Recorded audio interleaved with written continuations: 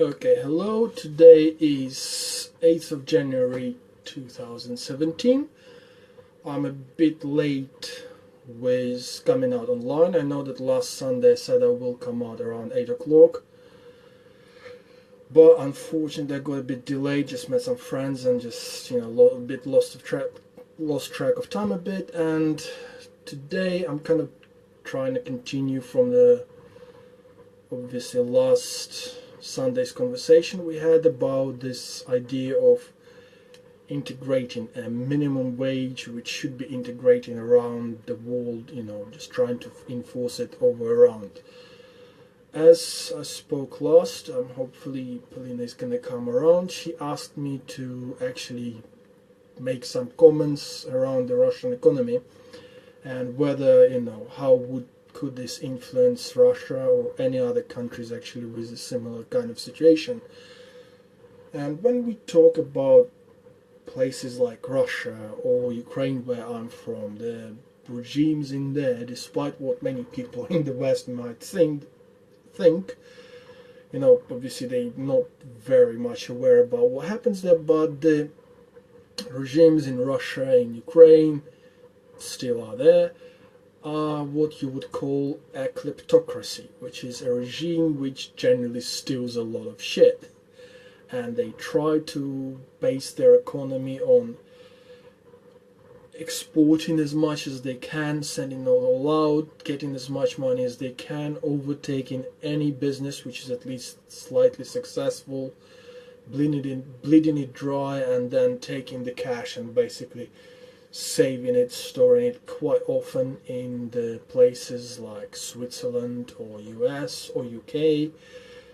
Quite many people in London probably have heard about these districts where lots of Russian billionaires have bought their homes.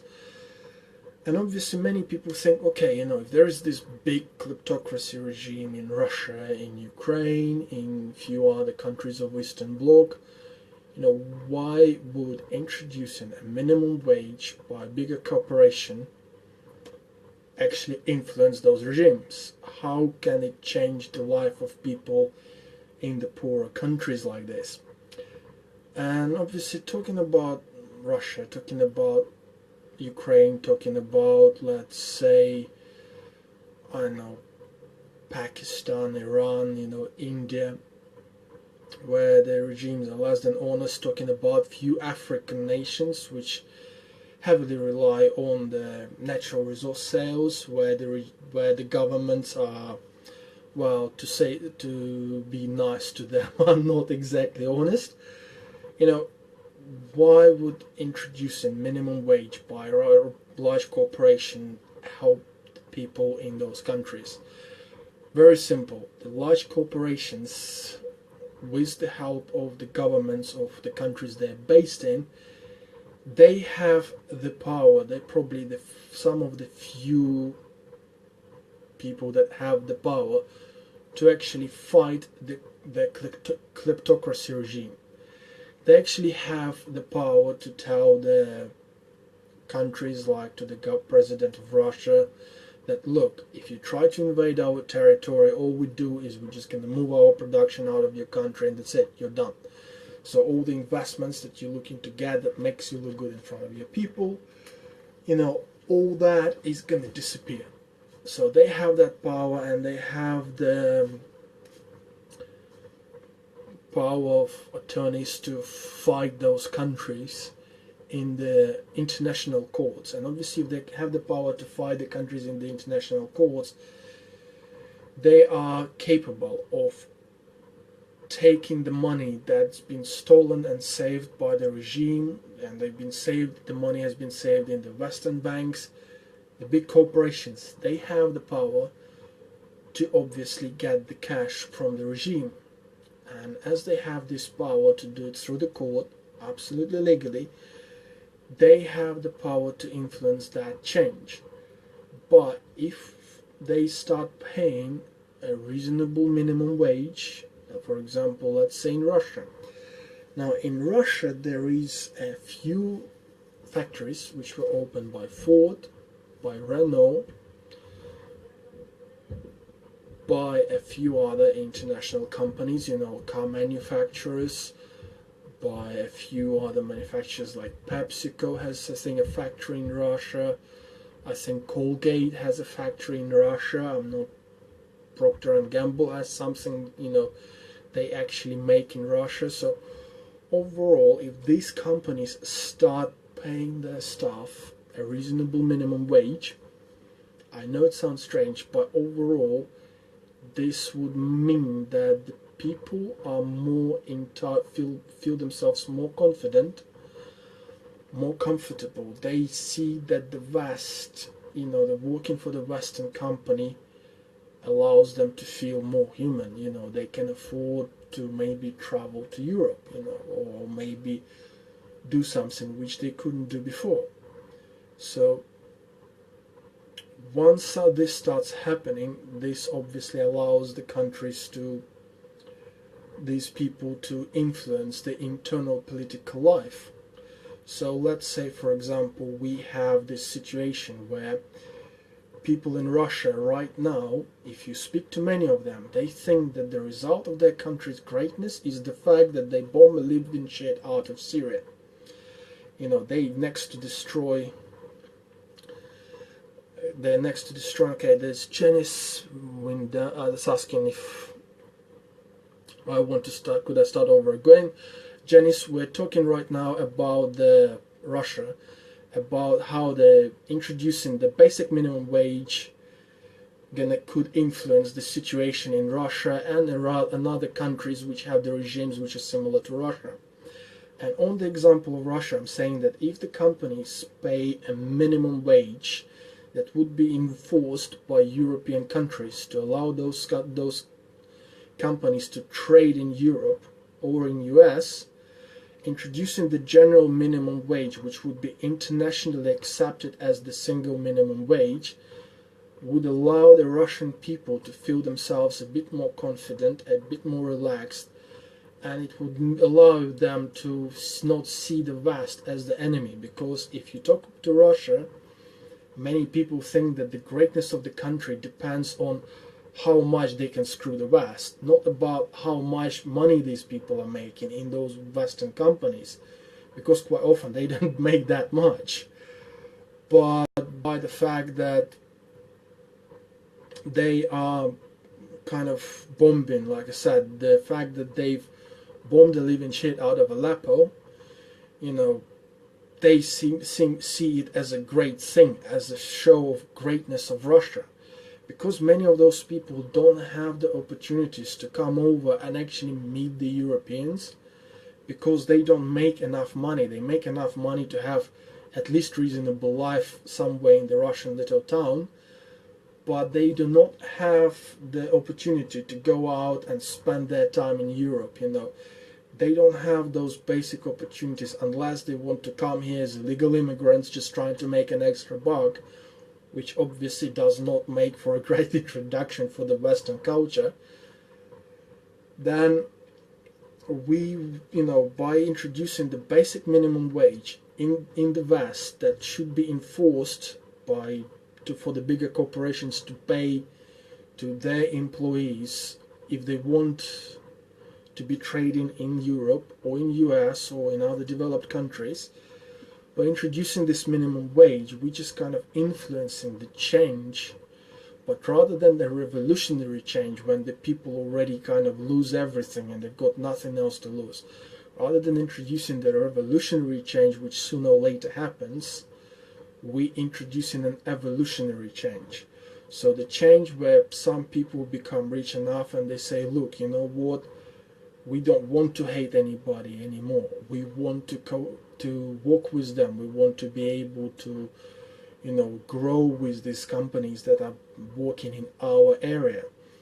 I mean, as I say, last Sunday I made an example of, I think, Beyonce, which released her clothing line, but people who make these clothes somewhere in Asia, they were being paid only like $4 a day. I mean, could they buy the clothes that they were making for Beyonce at the retail price? No, they couldn't.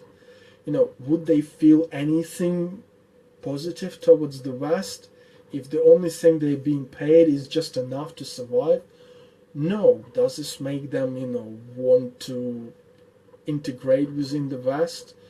No, they're not. And there are many governments in the Asia as well. They're not exactly the most honest governments. Similar as Russian one or Ukrainian one, they can be called what I'd say kleptocracies. So they are the governments that steal a lot from their own people and then just move the money into their own bank accounts. They don't care about their own people except for a select few that help them to gain access to the resources. The rest of the countries are not doing so well. Many people will talk about, oh, Russia is such a great country, they went to Syria and they made it look as if they fought ISIS. But obviously most of those people have never actually been to Russia, at least in the West. All they hear about Russia is like, oh, their government, their president have said this. But if you speak to many people who live in Russia, they would probably, or many Russian immigrants, the ones that actually live in Western Europe, in the US, they will say, well, yeah, it's all great, but the hospitals in Russia have not had any modern equipment since 1985. So they had, and the equipment they received in 1985 was not the most modern one at all at that time already. So you have hospitals which still run on the equipment from 1985, which was not top of the range back then, and this equipment is getting old, it's getting depreciated, it's getting used, it breaks down, so the medical care loses its edge. They cannot take care about the patients. You look at the doctors which receive the wages which are just about enough to pay the rent, but they can't afford to buy any food. So this is why when people talk about the medicine in Russia, which is officially free, you find out that those who live there can confirm to you that to actually be seen by a doctor, you have to give a bribe, basically. Basically, you have to pay to go and see the doctor, but not officially, unofficially. So you don't get any receipts which tell you, hey, you paid, so we're gonna take care of you like you have in States or other places which have paid medicine. No, because officially the medicine in Russia, the medicine in Ukraine, the medicine in many other countries is officially free. But because the medical profession has been have not been taken care for such a long time, because the governments just don't care, because the medicine does not provide the boost of earnings for those in the top of the power. So if we introduce that self-respect to the people, so that they don't feel that the only way of their country's greatness is by giving it one to the West. I'll have a drink. So if they don't feel like, look, we're going to give one to the West and this is the only way to feel great, well, that's where we can improve that. So obviously overall today and on many other days, if people are interested to see what I say, I will generally talk about one thing. For this year, I say that our only target should be a basic minimum wage introduced to any company that wants to trade with Europe or with US. Like I say, this is one of the ways we can introduce change to those countries where they produce things. But this is also one of the ways as well, coming back to us, is where we can force those companies to start thinking about not a 1 year return numbers, but about a bigger picture. If we don't force them to think about a bigger picture, like how that minimum wage like I said, like I was describing, today, could influence the evolutionary change in the governments, evolutionary change in the states, evolutionary change for people to see the West and for West to appreciate people.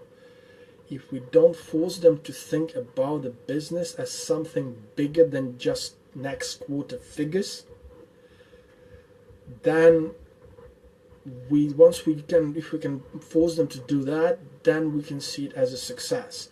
Then we can see those companies starting to invest into the local stuff as well. How often you can see, especially like I work in IT, how many companies would go out and instead of training the next IT guy, paying him a reasonable wage, they will just go to the cheap country and just bring somebody who's willing to work for cheap. The guy who's got the experience, who trained hard, and obviously he was surviving on pennies in those countries because there's no preliminary basic income in those countries. They bring those guys and get them to work for cheap, while the guys in UK, guys in Europe, the guys in US, always, especially the young guys, always find it hard to climb the ladder, to start in the ladder. They come in, they say, look, I've got the desire to work, and then the company tells them, well, if you have 2 years experience, we want you. If you don't have 2 years experience, we don't want you. We're not willing to invest into you. So we need to start making companies think that about a bigger picture. And first step that we can make is say, look, if you want to make stuff, if you want to sell stuff in Europe, if you want to sell your stuff in UK, you have to pay a certain minimum wage for people around the world. So we're not gonna charge you any taxes to bring stuff in from China.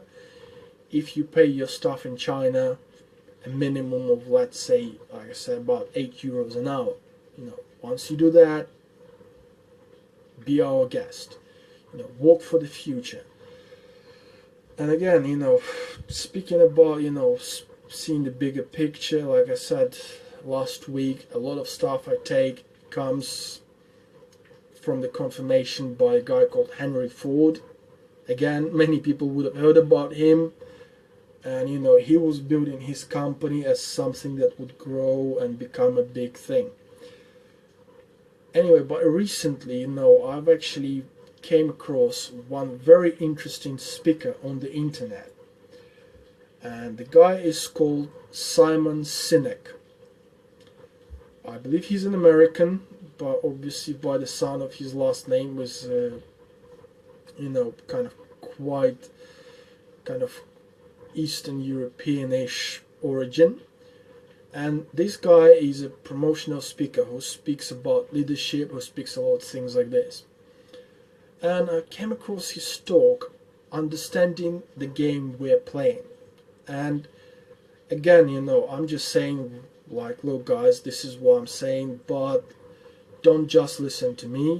What I'm saying obviously has the background from what I see in people. But when you get somebody like Simon Sinek, who apparently gave a TED talk. Some of us probably heard about the TED talks, which is like they talk about all the different things from technology to culture. And the TED talk he gave is one of the top 5 TED talks in the world. So this TED talk was watched more than pretty much anything else. Now, when somebody like this comes over and says, look, you know what, the companies need to stop looking to the, these quarterly numbers or yearly numbers. The companies need to play the big game, the long game, but he just says, look, this is what needs to happen. But he just says, look, but he doesn't say, well, how do we do this? How can we make the companies start playing the long game? Because the companies will often say, well, we are willing to hire somebody from a cheap country just to have our yearly numbers up. because moving the cheap to the cheap country gives us another 3% on our yearly figures. Obviously for the company that has a turnover of 100 billion, 3% seems like a lot of like a big number, but 3% is still only 3%. But obviously it's a 3% increase over the next 2-3 years, which then leads to a 3% to 30% decrease over the next 10. Why? Because the companies only look for this year. Now, in his talk, the cynical goes on about like how some companies, when they had rough times, they would say rather than just laying people off, they would ask some people to take unpaid vacation so that they didn't have to lay anybody off. And they started from the CEOs and CTOs. And overall, those companies are actually thriving now. They've actually grown once they've survived the rough times. He makes a good point that, once the company starts playing the long game, the people working in those companies become happier because they feel that they are in a secure position. They don't feel that they are stressing out about having to be fired just because the company did not meet the yearly targets. He's actually pointing out that this idea of actually firing people just to make your yearly targets meet, rather than playing a long game and investing in people and making people feel safe and supported, has not been around until 1980s. That idea of getting the minimum wage possible people into the company instead of investing and growing your staff and making your staff feel as if they are needed and if they are valued, making them feel safe, making sure that the staff has enough to worry about the well-being of their family, has not been around until like late 1970s, 1980s. Again, it has not been around. Beforehand, the companies used to invest and grow with their people. A good example as well, as a film that's just coming out, I think I probably mentioned it last Sunday, which is called The Fences. And again, I'd like to use that film as an example where in this film, I have only seen the previews, I haven't seen the whole movie yet, but there is this part where the Denzel Washington character is talking about how he's standing in one spot. He's not growing anywhere, and yet by standing in one spot, he's got his home, he helps his son through the college, he's obviously helped to raise his son well-educated person, they made to the college, and obviously he feels like he's standing in one spot. But compare it to the modern guys who are not sure whether they will be able to stand in that spot, are not sure whether they will be able to kind of continue in this one place so that they feel secure enough to invest into their children's future. Compare those two and you find that, look, he was having it, the Denzel Washington's character in that film was actually having it good, because, he didn't think he's going to get fired next year just because his company decided to cut a few corners in production, So again, introducing that basic minimum wage and making the big companies, big corporations to pay those basic minimum wages allows us the feeling of security, because they obviously, once they start paying that basic minimum wage around the world, it means that the companies will kind of say, well, simply moving the production to a cheaper place is not a long viable alternative short term. It's viable in the long term. It's viable if we move our production to expand our company into a new place. so that the guy in the old factory, rather than just firing him because we found somebody much cheaper, rather than firing him, we want him to grow so that we can get one of those guys in that factory and pick them, help them grow, help them improve, and then we can take them as a manager to the new one, as somebody who already knows the business, who knows how we work, who knows how we develop, who knows how we do things, to come into a new factory and build another prospering business, but not over a quarter, but over 5-6 years. And once they do that, we can expand a bit more, we can gain new markets.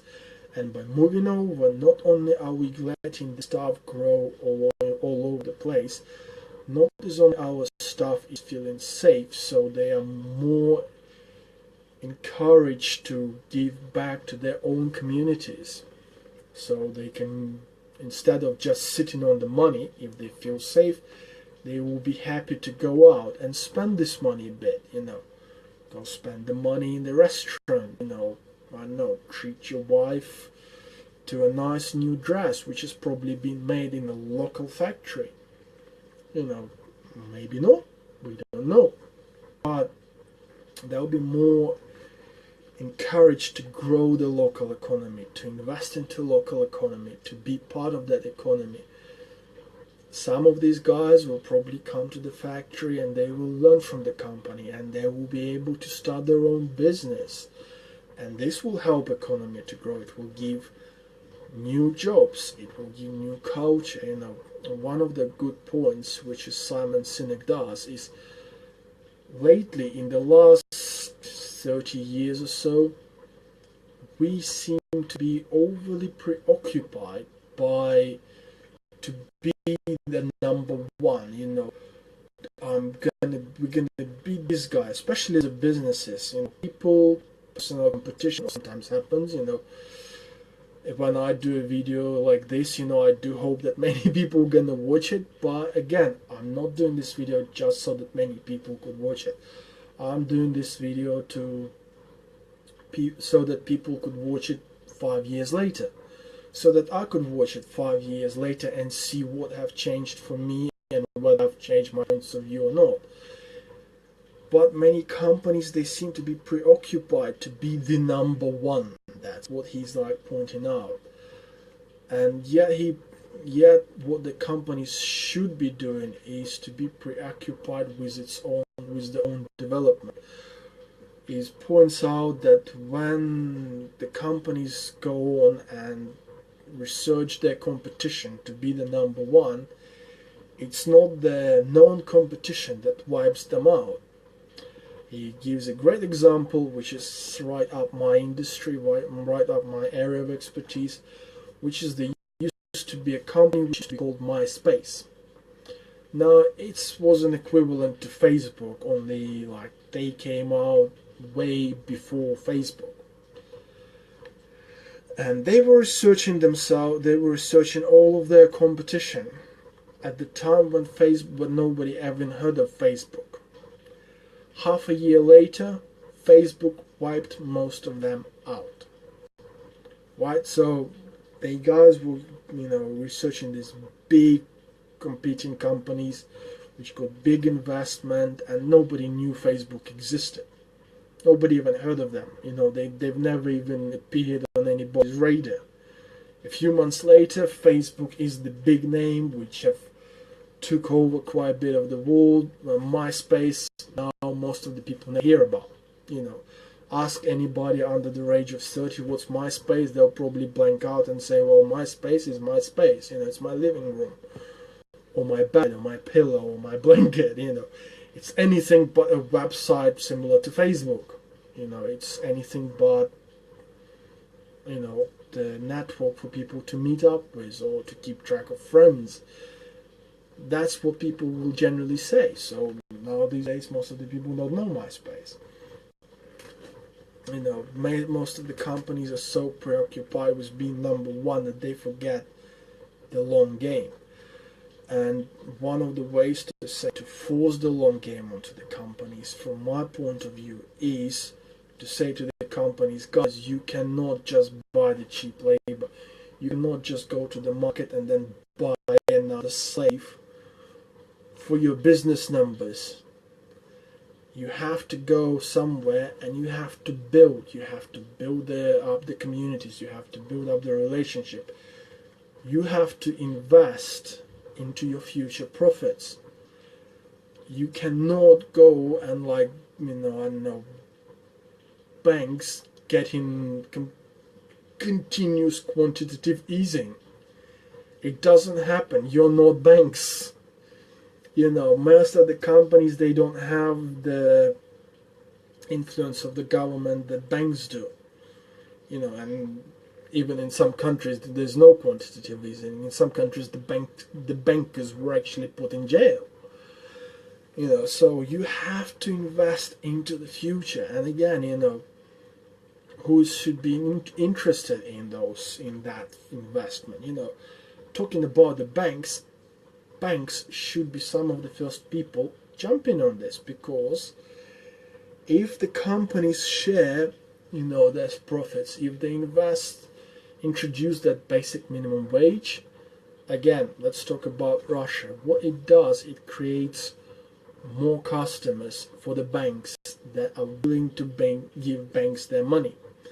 We do have to remember that there is a lot of banks in Russia which are backed by Western banks. So they are technically considered to be Russian banks, but the capital is Western. So, let's say, coming back to the start of the conversation, let's say there's thousands of people in Russia who started getting more money. So this money went to the local economy, but first thing first, the money went into people's bank accounts. Now, one of the biggest earners for the banks, outside the outright, criminal activity like selling derivatives and shit like this, one of the biggest earners for the banks are short-term loans. Now, short-term loans to businesses, short-term loans to people on credit cards, short-term loans on many other things. Especially the business short-term loans are quite often backed by the amount of money the bank holds. There is so much money the bank is allowed to lend. And the more money they have with them, the more money they're allowed to give to businesses on those short-term loans. Now, the short-term loans come, especially to businesses, come with some ridiculous interest rates, like 10% a day. It's humongous, obviously, but for many businesses, having this loan for a day is quite often a decider between becoming a successful business and failing. Having access to this money quite often helps. But for banks to be able to make those short-term loans, they must first have the money. So, considering that so many banks in Russia have Western financing, they actually belong partly or completely to Western banks. Then if we have this people who all of a sudden can put more money into bank accounts, this means that the banks can make lots of short-term loans in Russia where there's a pretty high interest rate. So they can make these short-term loans on high interest rates a lot more. So it improves their value, it improves their returns, improves their profits. If people in Russia only make so much money, then the banks do not make any extras. They don't have the extra money they can lend, so they lose profit. So again, when we're looking at all the parties that are actually interested in having a basic minimum wage, you will find that there's so many businesses that would gain significantly by having this little bit of socialism out there. and making people richer, making the poor people richer. No, let's not talk about socialism and communism, which is, let's make everybody equally poor. No, no, no, no, no, no, no, no. Let's make everybody equally safe. Let's give people the basic minimum wage, which would mean that they have places to grow. Okay, let's make this stuff available out there so that the companies can stop playing the quota numbers game. Let's take this stuff out of equation. Let's introduce things like minimum wage so that the businesses, are forced to stop playing the short game, to stop, moving production just because it's cheaper. No, move production by all means. Expand your markets, but expand the markets. Do not contract the markets. Like I said last Sunday, if you move a production from one country to another, but do not introduce enough wages so that the people in the other country can buy your goods, you're gonna lose the local market. Obviously, not a whole lot of it, just a little bit of it. But you're gonna lose the local market, and then you're not gonna gain the new market. And what will happen is, once a little bit of a local market disappeared, then another little bit disappears, and this leads to another little bit disappearing, and over time you lose a high chunk of your local markets, right? And then obviously, if you have a basic minimum wage all around, obviously it allows people to feel a bit more secure and to feel more like spending the money. Okay, the modern economists which say otherwise, let's be honest, right? These guys have not got anything right for the last 30 years. They screwed up pretty much anything they could. And they do not want to admit that they screwed up. They just continue going on about how cool the system is. Let's bring more like this, more that. Let's keep on doing everything the same way we did for the last 30 years. Well, it doesn't work. People are still losing lots of jobs. There is no new customers for the other businesses. They don't get any new customers. It's overall is a disaster. I mean, just another example to give you, which I've heard a couple of years ago. There was a company which was based in UK, and they used to make suits. Now, for the company to expand and to grow more, they needed a loan.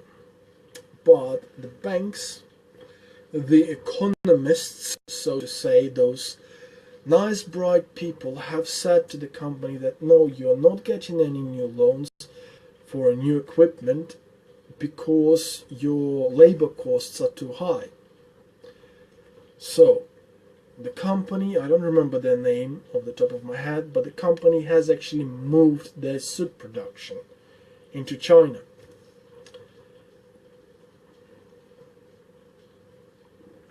And once they done it, they got the loans from I believe from the Chinese government and the banks in there to invest into new equipment, and they also hired a couple more staff. So they had been given the loans to build bigger factory and to hire they put up top of the range equipment. So overall, the company seems to have a better deal because obviously they're having a cheaper labor. So what happened to the labor, to the people who work for the company inside UK? Well, because the company has stopped the production in UK, this meant that they had to let most of those people go.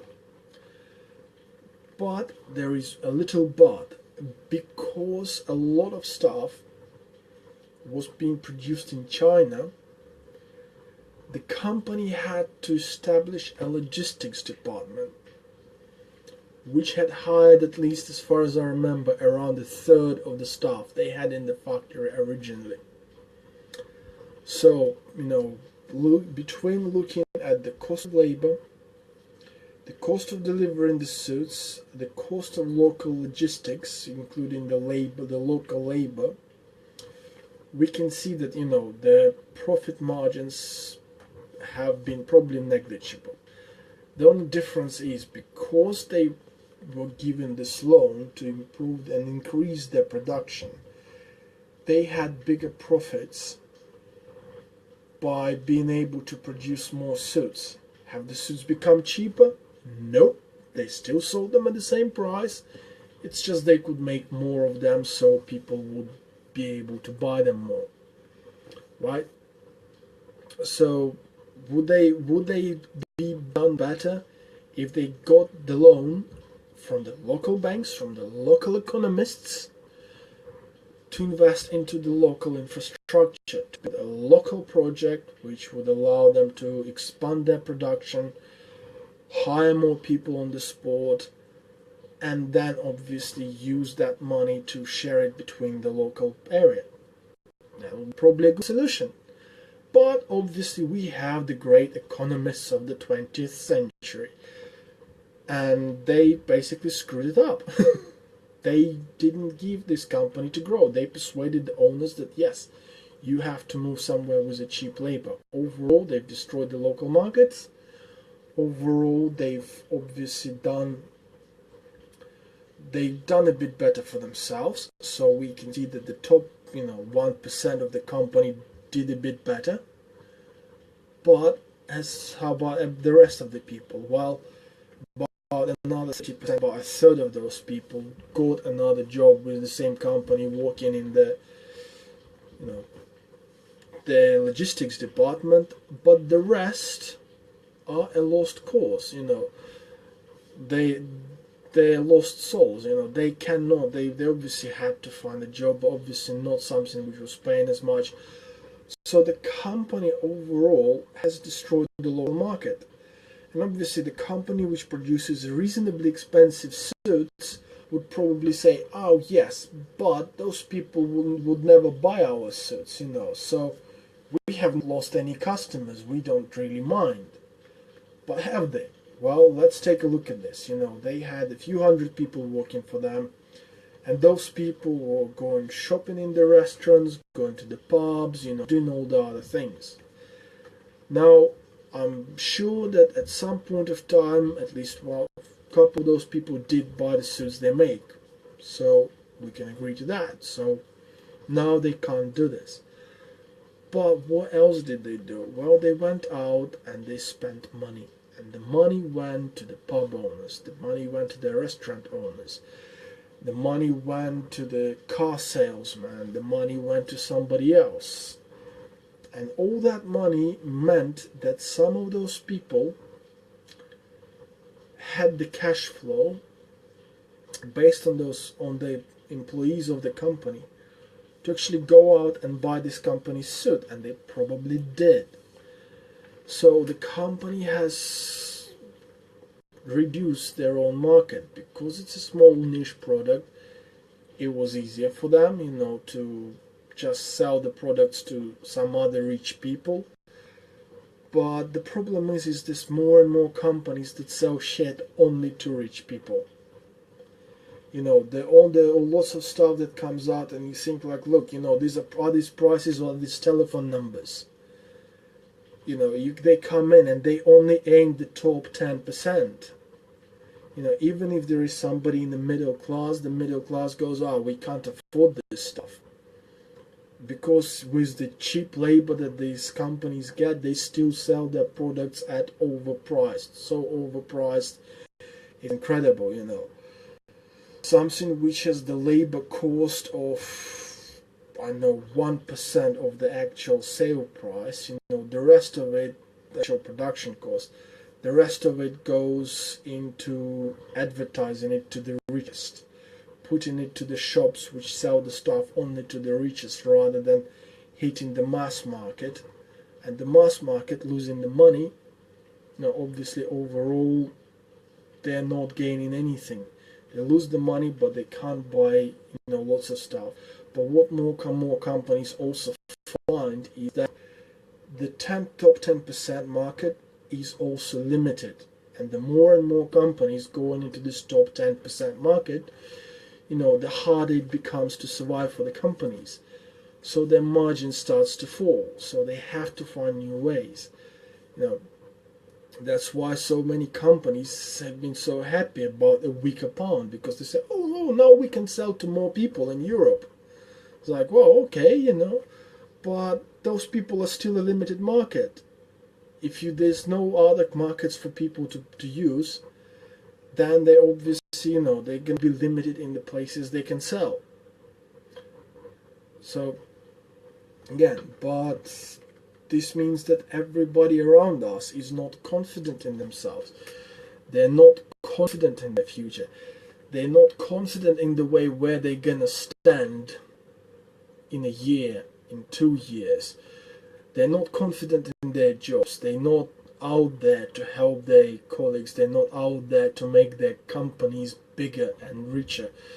They are more worried about what's going to happen to us. Is the company going to fire me because they found somebody who's willing to work for half my price in some poor country where these guys can still send back home the 100 quid he makes here extra, unlike me who needs this money just to be surviving in this particular place?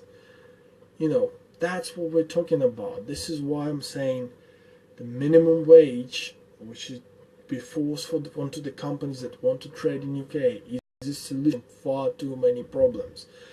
And some of the key problems are, for example, people not connecting to the modern society. I mean, people feeling themselves not needed, companies not feeling the need to invest into people, because they can just go and buy a cheaper person. I mean, I'm a web developer, and I know web developers that live in Poland, and I want those guys in Poland to be able to make the same money I do whenever I get the job. I want these guys to have that same influence onto the market as any web developer in England might have. But I want them to get the same money based on their performance, so that if they're good and better than me, which I'm sure many of them are, and I'm gonna say that I'm the best person in the world. I'm not, same as many of us can admit to that if we're completely honest. Obviously, if we live in the world where everybody has to prove that they're better than everyone else, just to buy, just to get enough money to buy some bread and water, that's a bit of a problem. But obviously, I want the guys in Poland to be getting the same money as I do when I work in England. If there's a web developer in Thailand or in China or in India, I want them to be paid the same money as I do. I want them to compete with me on skill. I don't want them to compete with me on how cheaply they can make the job by not having to meet the same expenses that I have in UK. I want them to compete with me on the results of their labor. I want them to compete with me on what they can make. When I'm having a phone call from somebody who does web development and has a problem with their project and says, look, can you take a look at this and can you give us a 20-minute consultation on this? I want them to be able to pay me reasonable money for that 20-minute consultation. But I want the guy in India to be able to get the same money. But I want him to be getting that money for the competition on skill. If he can find a way to make something that I do for cheaper because he's got better skills than me, it's okay. It's not a competition where he can do something cheaper because his expenses are lower, because the company says, he will make it cheaper for us because we don't have to pay him a certain minimum level. Okay? It's just not a competition.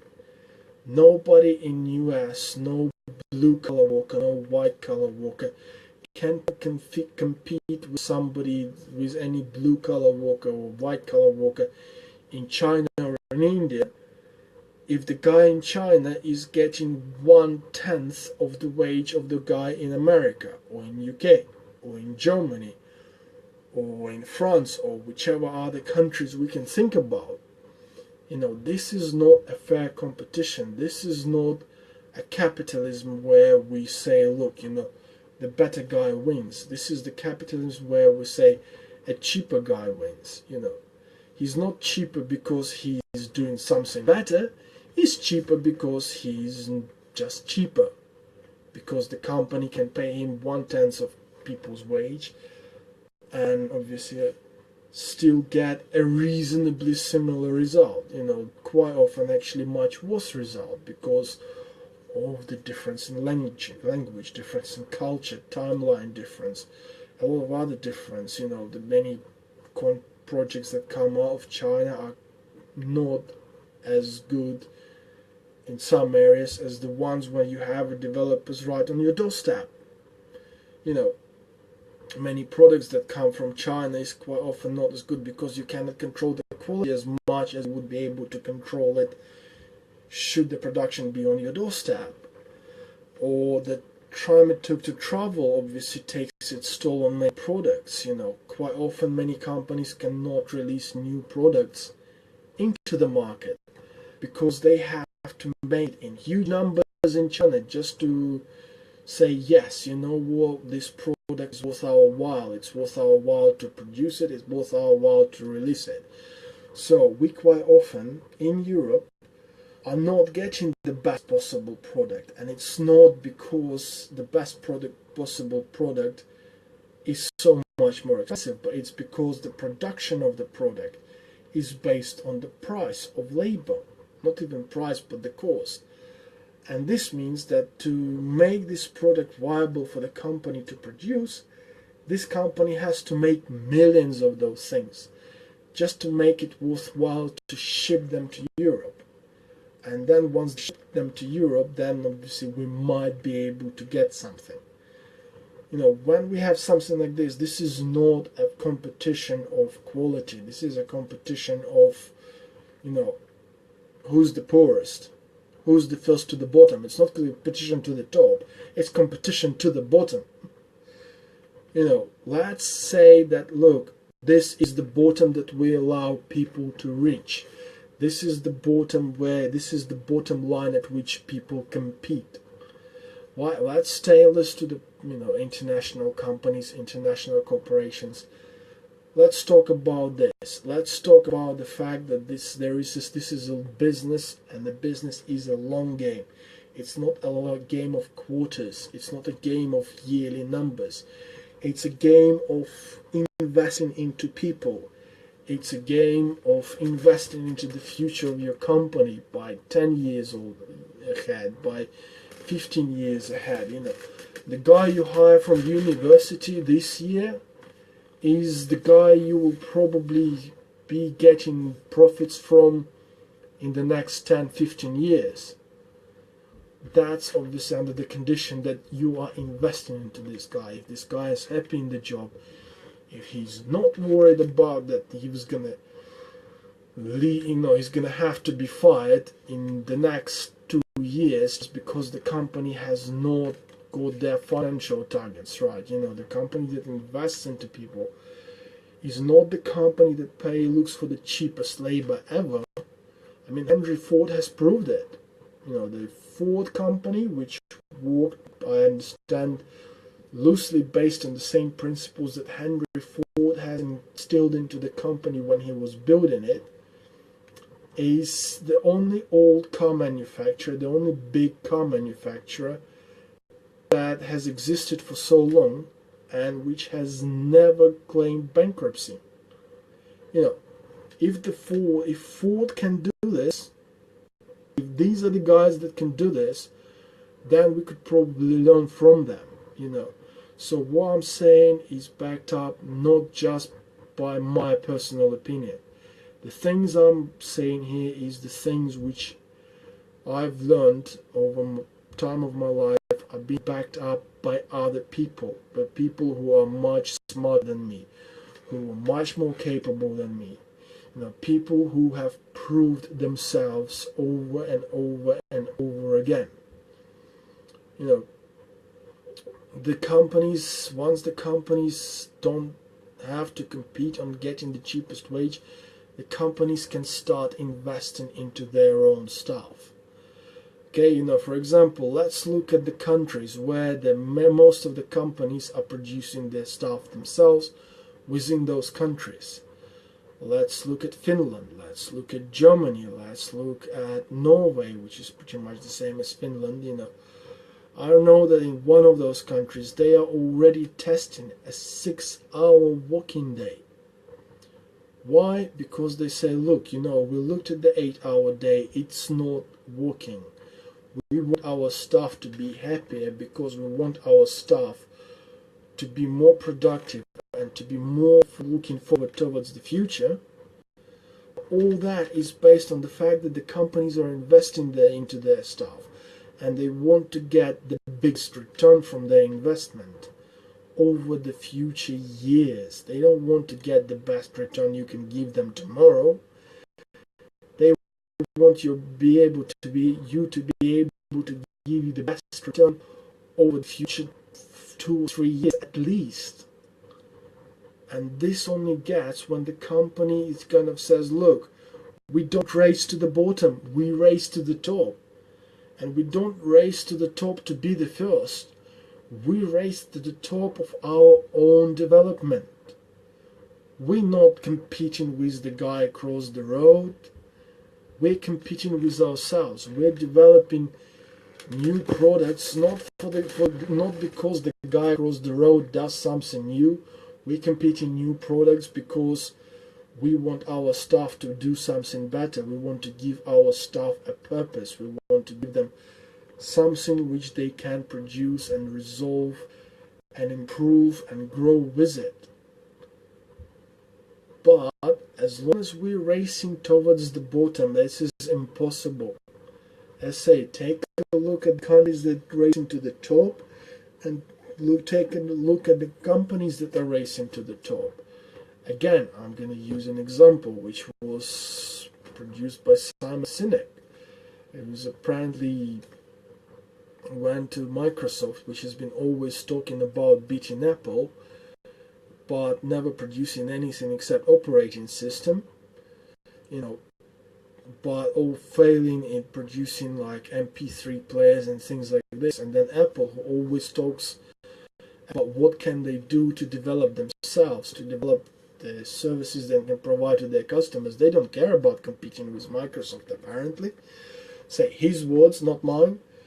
And yeah, they're investing in their local stuff. Why can't Apple invest into their Chinese stuff?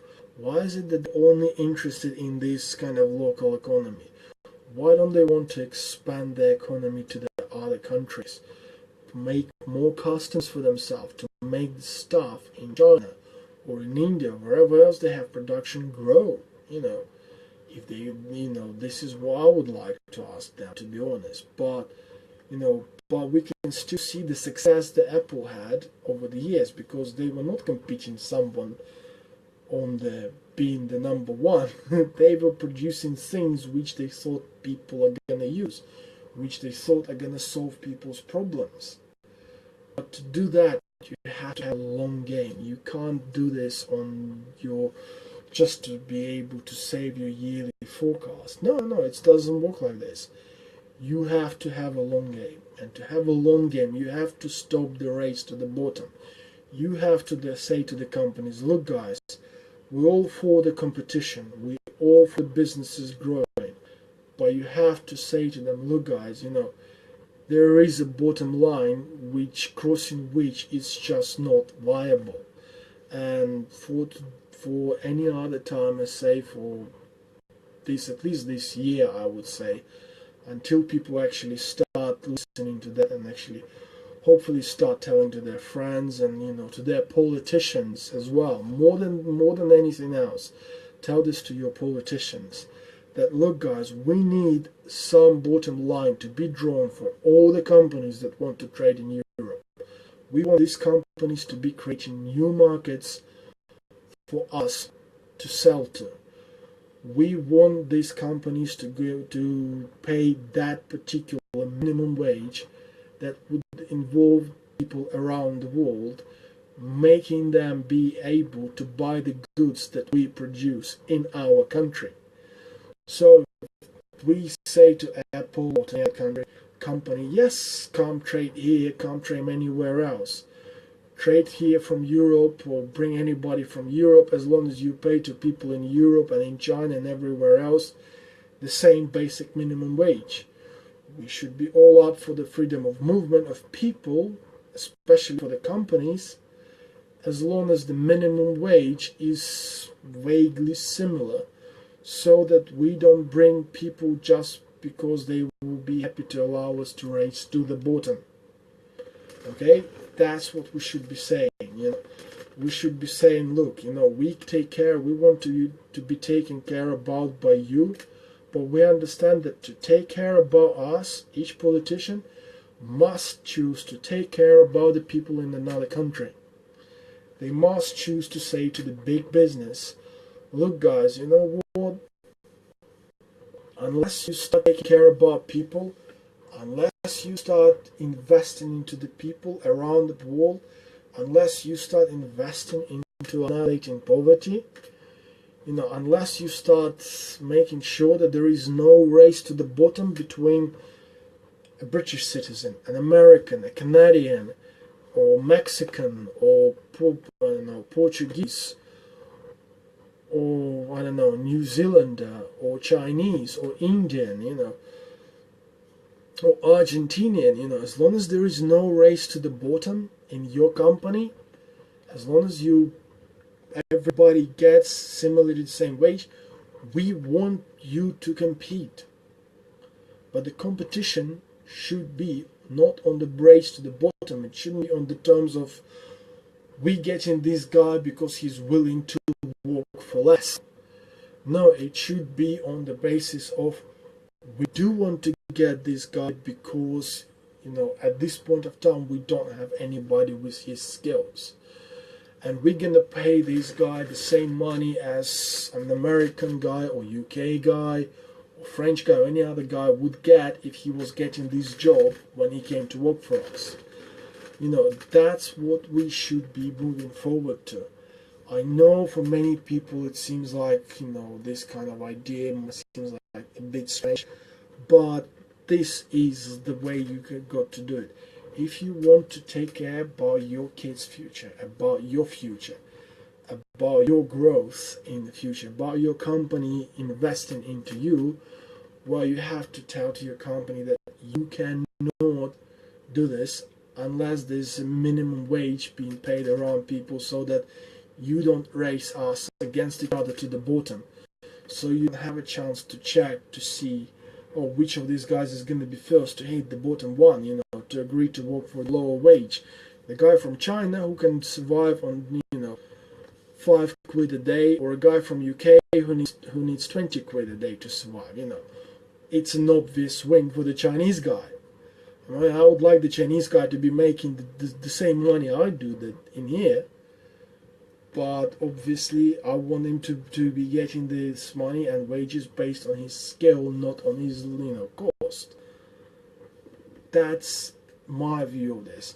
So say, having this minimum wage also, like I said in the start of this talk, can influence the poor economies, the economies where the governments are corrupt, the economies where a lot of people live below poverty line. Again, it's like this: having this minimum wage allows those people to grow, allows those people to develop themselves, allows those people to bring those ideas, rather than having this greatness by military force or something like this, to redefine the greatness by personal development, to redefine the greatness by being able to send their kids to university, to produce new scientists, to produce new consumers, to produce many other new great things, by those guys being able to make enough money to maybe start their own business and then leave the space to somebody else, to come to this big company, learn from the business, improve the business, and then again do something else or continue working for this company, but not on the basis of, look, who's the cheaper guy, on the basis of who's the better guy. Okay, this is kind of, I think this is probably the part at which I'm gonna finish today, because again, I've been talking for more than an hour.